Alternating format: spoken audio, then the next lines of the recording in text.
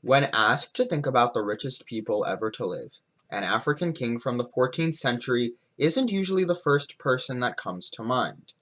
However, Mansa Musa, known for his economic contributions in Africa and the Middle East, as well as the spreading of Islam as a major religion, is believed to be the richest man to have ever lived, amassing more wealth in his lifetime than even Bill Gates and Andrew Carnegie combined. Mansa Musa held upwards of $400 billion because, by Mali decree, every piece of gold in the entire kingdom was Mansa Musa's in its entirety. But Mansa Musa wasn't just important because of his riches. What he did as king of the Mali Empire still impacts the way we live to this day, through his trip to Mecca and his interactions with the people both inside and outside of his empire. Mansa Musa changed Africa permanently.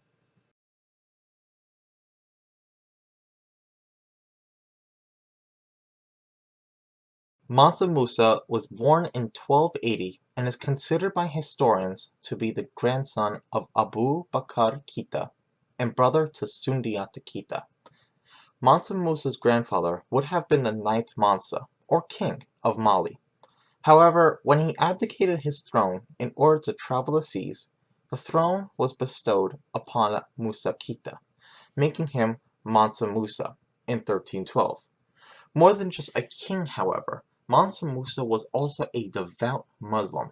He did not, however, force his religion upon other people, which meant he focused more on how he become a better Muslim, and because of that, he managed to spread Islam better than he would have had he forced it upon people, which is a major reason why Islam is now the second largest religion in the world, with 23% of the world practicing it.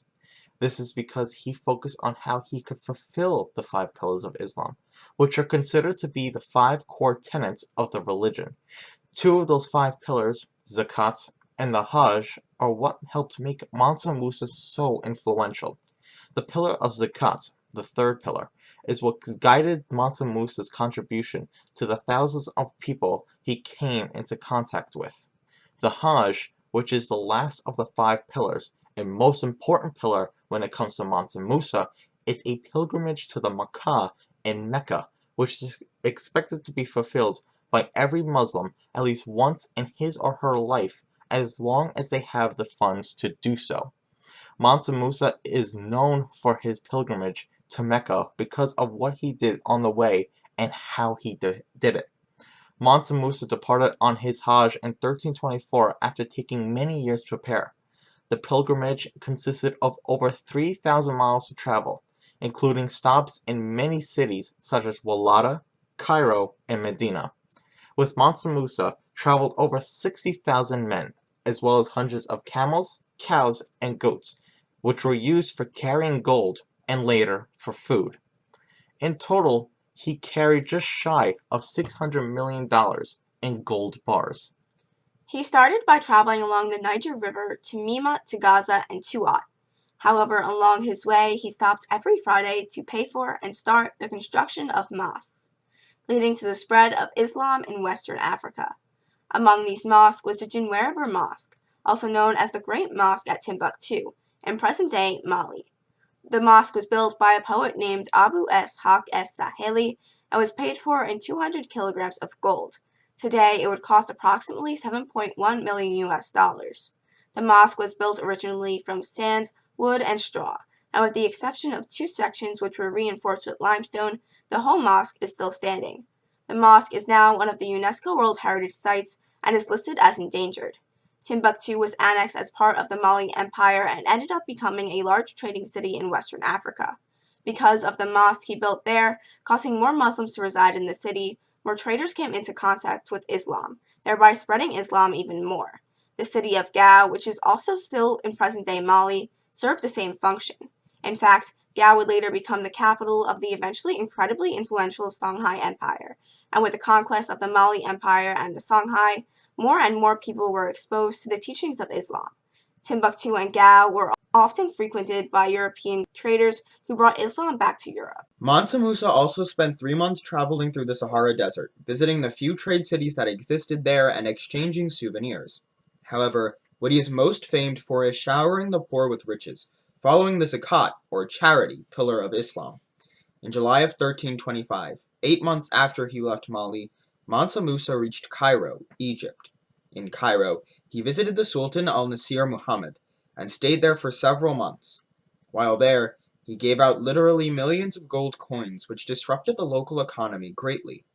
Not only did he give out money to Cairo's poor thanks to zakat, thus drastically altering the class system in Cairo, but he also spent tons of gold on food, housing, clothes, and the like for his entourage. Inflation ran rampant, and Cairo took decades to recover from this. This was the only time in history where one man controlled the price of gold in the Mediterranean. Al-Umari, a historian from the same time period and born in Damascus, visited Cairo 12 years after Mansa Musa's visit, and even then he noted the impacts of inflation were still apparent. Despite the inflation, however, Mansa Musa's stop in Cairo caused it to become the center of Islam, the spice trade, and, by 1340, was the biggest city west of China. Not only did Mansa Musa change the fundamentals of how society functioned in other nations outside of his own, but he changed the way government functioned in his own kingdom. Before Mansa Musa's rule, the people were often dissatisfied with the court's ruling. So when Mansa Musa revamped the judicial system and replaced all judges with new ones, his approval skyrocketed.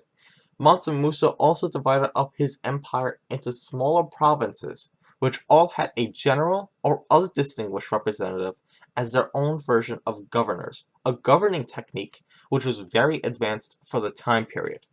This system included many things we are accustomed to today, such as mayors and representatives for districts.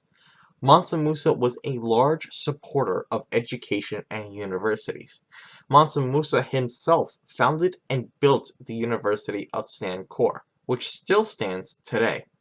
Located in Timbuktu, it is still a place for learning about Islam and the culture of Africa.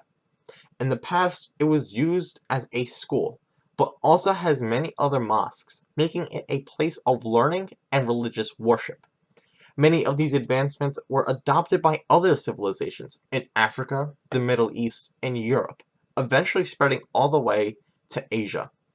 This is because Mansa Musa's travels to the Middle East and across North Africa sparked European interest in West Africa through word of mouth. His immense wealth and the money he gave out gave off the impression that Africa as a whole, a largely unexplored continent at that time period, was a rich continent full of gold, jewels, and empires. In 1339, a map from Europe included the Mali Empire, with Mansa Musa's name along the side of it, displaying Mansa Musa's reputation even after his death. Many historians credit Mansa Musa's Hajj to Mecca as a catalyst for European colonialism in Africa due to the amount of interest in the continent it created. Even though Mansa Musa is one of the most acclaimed rulers of Mali, his death year still remains unknown. Many historians speculate that he passed away in 1332 because his son, Mansa Magan, ruled from 1332 until 1336. However, there was a delegate sent to Algeria in 1337 to congratulate the country on a conquest, but this delegate was supposedly sent by Mansa Musa, making his death highly debatable. Regardless of when he actually died, however, the fact still remains that Mansa Musa is, to this day, one of the most influential leaders of all time, even if inadvertently so. His exploration of areas in the world that had previously never before been visited by any Western African empire spread his culture, causing Europeans to colonize Africa. His encountering of thousands of people and hundreds of civilizations that had previously been unexposed to Islam helped spread it across the world. His exchanging of gold during his Hajj drastically altered local and regional economies, and was still felt decades later. While he may not always be remembered in history books, Mansa Musa, the richest man ever to live, has made the lives of everyone richer.